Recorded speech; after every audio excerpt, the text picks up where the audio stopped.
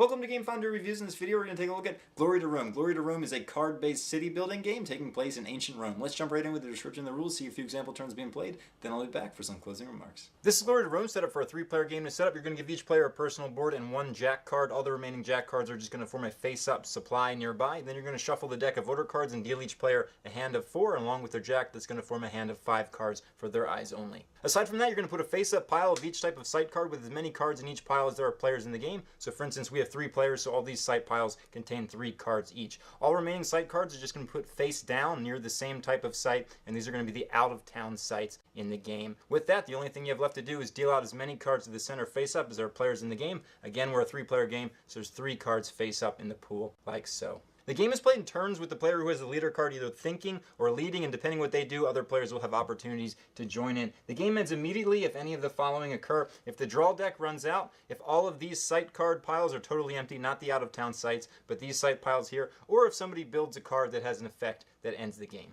So every turn begins with the player who has the leader card deciding whether they want to think or they want to lead. If the player with the leader card decides to think, they have 2 options. They can either draw 1 jack or draw a number of cards from this deck. They can only choose to draw a jack if there's at least 1 left in the pile, and all they would do is take that jack to their hand, and their turn would end. If they choose to draw cards from this deck, they're going to draw until they have their hand limit, which is normally 5 cards. So at the beginning of the game, all players start with their hand limit. However, later in the game, players may build some buildings that increase their hand limit size. If a player is already at their hand limit when they choose to draw, they're just going to draw 1 card from the top of the deck. So just to be clear, if this guy only had 2 cards in his hand and he chooses to draw from the deck, he would draw 3 cards. Alternatively, he could just draw 1 jack. But even if your hand is at the maximum size, you can always choose to draw from the deck. You just get 1 card. After drawing his cards, the leader token would just pass to the left, and that would be the end of the turn. If the leader chooses to lead, however, they're going to do that by playing 1 card from the hand face up on their player board. So for instance, they might play a card that looks like this. From there, each other player in clockwise order, beginning with the player to the left of the leader, can decide if they want to think or follow that lead. If they choose to think, they're going to take a think action just like we just described, in which they would draw cards until their hand size is full or draw a jack. If they choose to follow, they have to play a card of the same type. So this guy, for instance, would have to play a purple card face up in his area to follow. Then this guy gets to make the same decision. If he thinks, he just draws. Otherwise, he follows by playing a matching card. Jacks, for all game purposes, count as wild. So if you lead with a jack, you have to say what color card you're playing. It can be anything. You can also discard 3 cards of the same color. So for instance, 3 browns to be treated as a jack, a wild card. So 3 browns can be played to lead or follow a blue action, for instance. After all the other players have decided to think or follow, the leader is now going to perform their action plus an additional action of that type for each matching client they have in that area. More on that later, but for all intents and purposes, if you have a client that matches, you can always take additional actions. And once the leader performs the action, anybody who chose to follow him will also carry out the action in the same way. They get to perform it once for following, plus 1 for each matching client they have in their area. So with that, let's go over the different types of actions the leader can lead. The first possible action type is to hire a client, and that's done by the leader leading a purple card like we have here. So the leader and anybody else who's played a purple card to follow can take one of these face-up cards in the center when it's their turn. It always begins with the leader and then goes clockwise and puts it in their client area. Now for each purple client they have, they can take an additional card at this time. But in the future, anytime you have a client, when that particular action is performed, you get to take an extra version of that action. So for instance, now that he's taken this brown client, if anybody performs a brown card later, whether he himself or another player does and he follows, he'll get to take an additional brown action that turn. One important thing to note here is a player can only have as many clients as they have influence. You see, you start the game with 2 influence, which is these coins up here, but later in the game you may add some more, then you could have more clients in your area.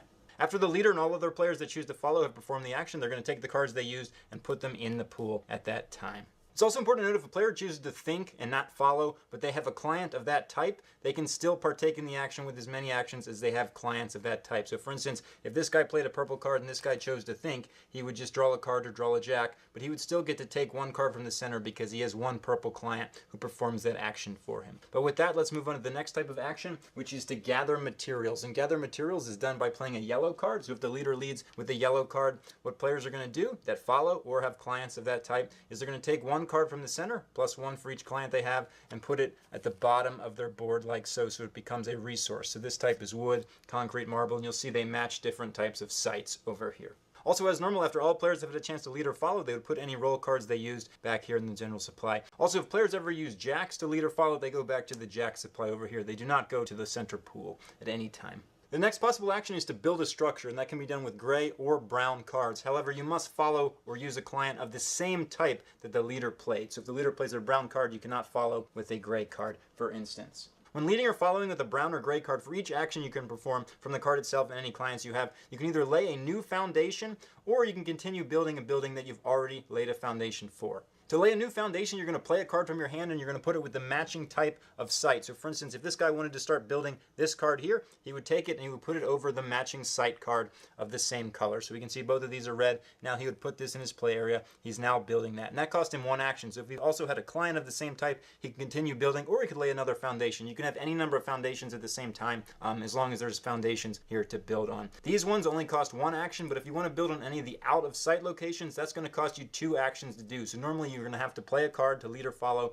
and have at least one client to build on any of these. The only thing to note here is you cannot lay a foundation for a building where there's no sites left in the regular sites or the out-of-town sites. Also, you can never build a building of the same name. So for instance, if I'm already building the archway here, I can't start laying a foundation for another archway. But if an opponent has built the archway, I can certainly lay a foundation for one. As an alternative to laying a new foundation, you can also continue to build an existing foundation for one action a piece. And the way you do that is you're going to take resources from different places depending which card you've used. If you're leading or following with a gray card, you're going to have to take the materials from your own area. So for instance, if you had this one here, you could take this out and put it right under this foundation. If you ever use as many resources to build a thing as it has coins on it, in this case it would be 2, 1, 1, and then these over here are 3, it's immediately built. And at that time, you would just get rid of this site here, and you would now have this in your area, and its effect would take place immediately. If, however, you're leading or following with a brown card, you're going to have to take the additional material from your hand, so it would go right under it. So this guy doesn't have any red cards in his hand, so he wouldn't be able to use a brown card to lay new materials on an existing foundation here.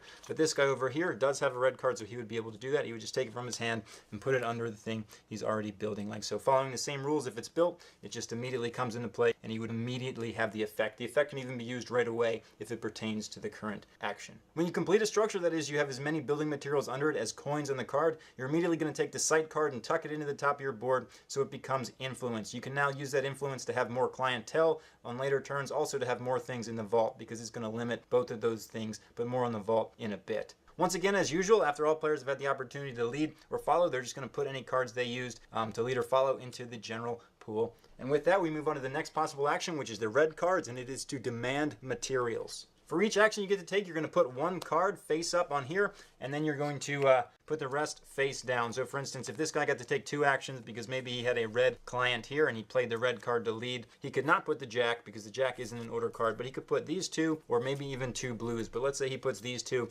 puts the rest face down. He's now demanded from all the other players to his left and right. If there was 4 players, you wouldn't be left or right of everybody, but in a 3-player game you are, to give them a card of each of these types. Also, he can immediately take one from the pool, so you can see he's got a yellow, so you can take 1 yellow from the pool. If there's also a blue here, he could take that blue from the pool as well. But anything you take just becomes a resource under your board like so. But then these other players have to look at their hands and they have to give 1 card of each matching type for each type he's demanded. So this guy has a blue and a yellow, so he would have to give both of them as resources like so.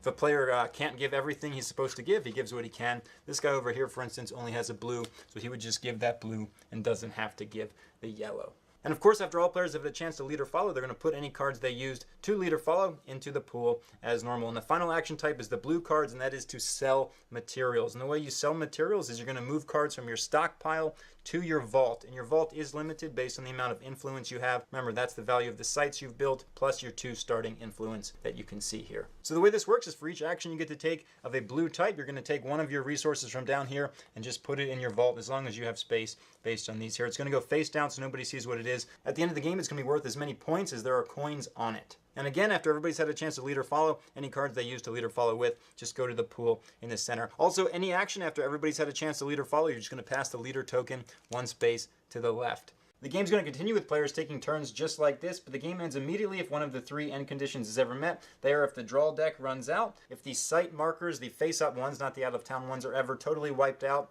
or if one of the cards built has an effect that ends the game. I also want to point out the game ends immediately when this happens, so it could happen in the middle of an action. Also, it happens as soon as somebody takes that last site, so they would never have an opportunity to build it. If the effect of a completed structure declares a certain player wins the game, that player wins the game. Otherwise, there's a final scoring that takes place, and players are going to get 1 point for each influence they have. So all these cards here are going to be worth 1 point per coin on them. Also, players are going to get points based on the value of things in their vault. Remember, everything in their vault is worth as many points as there are coins on it. So in their vault, this one will be worth 3, while this one will be worth 1. Also, everybody's going to reveal all the cards in their vault, and whoever has the most cards of each color is going to get one of these bonus cards here, and those are worth 3 extra VP each. It is worth noting there that if there's a tie between two players, for instance, if two players have the same amount of yellow and nobody alone has the most, this card will not be awarded. But aside from that, there's some built buildings that will also award points to their owner, but again, only if they're fully built. No building ever gives you an effect if it's still under construction, and at that point, whoever has the most points wins the game. Let's go into this example playthrough. Normally, players' hands will be for their eyes only, but they're put face up here to make it easy to see. We know this guy's going to take the first turn because he's the leader card, so he can either think or lead. He actually chooses to think at this time. He's just going to do that by drawing 1 jack from the supply, and it goes to his hand. With that, his turn is over. Nobody else gets to do anything until the leader thinks. So we're going to pass the leader over here, and this guy can choose to lead or think as well. He decides he's going to lead, and he's going to lead with a purple card. So now everybody else has the opportunity to play a purple card from their hand or some type of wild. Remember, 3 of the same color is actually a wild, as is a jack. But this guy decides he's just going to think, and in the process of that, he's going to draw a jack. And then this guy over here decides that he is going to follow by playing a jack. So both of these guys are going to be involved in taking this purple action. This guy could also be involved if he had a client, but he does not at this time. So this guy's first going to go ahead and take this one here. So that's his new client. Now he doesn't get to take any more actions because he doesn't have a purple client. And then this guy has the opportunity to take one from the center as well. He decides he's going to take this yellow one here.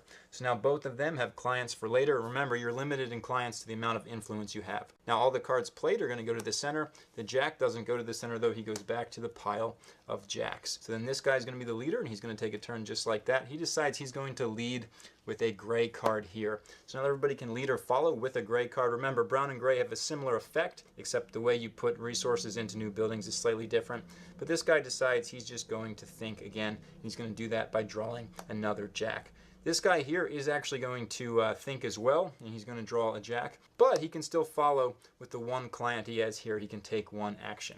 So with that, this guy decides he's going to use his 1 building action to lay a new foundation. He's going to lay a foundation for this tower here, so he's just going to take it. He's going to put it on top of the matching site. Remember, out of towns actually cost 2 actions to do, so he couldn't have done that at this time because he doesn't have a client of that type. Now this guy thought, and he has no client, so he doesn't get to partake. This guy thought, but he does have a client, so he's also going to take an action at this time. He's going to lay a foundation for this blue one here. So he's going to put that in his area, and if that ever gets built, he gets the effect, as does this guy, along with the influence that immediately will go to his influence pile. So now any cards that were used this turn to take or lead actions with go to the center, and then we're going to proceed to the next guy. We're going to jump ahead a little bit later in the game so you can see some more interesting situations. Welcome back. We're now at the end of the game. This guy just led with a craftsman. This guy followed with a jack, and this guy also decided to follow with a craftsman. So with that, he gets 3 craftsman actions because he has 1, 2, 3. So he's going to go ahead and finish this one over here to get the influence that immediately goes to his area, and he's going to finish this one over here to do the same. So that's a bunch of points for him. And for his third craftsman action, he decides he doesn't have anything else he wants to do, so he's going to go ahead and stop. But this guy over here is going to use it, his 1 craftsman action, because he doesn't have any clients here, to go ahead and build that last site. So with that, the game ends immediately. This guy's not going to get to take his turn, unfortunately, and this will never be finished because it was the last site taken from the board. So with that, we're going to move on to the final scoring. So everybody gets 1 point for every influence they have. So you can see here, this guy's going to get 1, 2, 3, 4 points. You can also give the 2 here if you'd like, but everybody has that, so it's not really necessary.